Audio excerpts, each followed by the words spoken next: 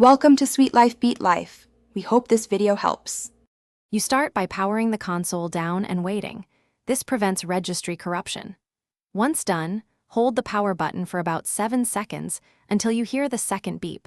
That boots into safe mode.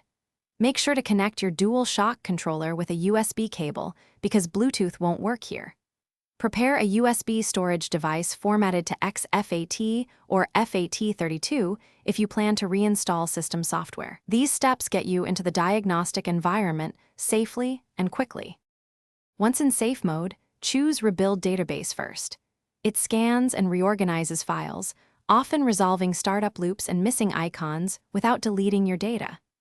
If Rebuild doesn't work, make sure your Ps4 system software file is correct on USB and select Update System Software to overwrite corrupted firmware. If update fails repeatedly, consider Initialize Ps4 only after backing up, because this restores factory settings and removes user data. These steps progress from least to most invasive to preserve your files. After attempting updates and initialization, reinstall system software from a USB drive if needed. Create folders Ps4/update and place the Ps4 update PUP file to force a clean install. Make sure the internal hard drive is seated correctly. Loose or dying drives cause repeated safe mode boots, so reseat or swap the drive if errors persist.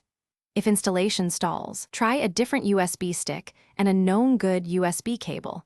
Faulty media is a common silent failure. This final sequence completes recovery or isolates. Thanks for watching. Consider subscribing if we helped you.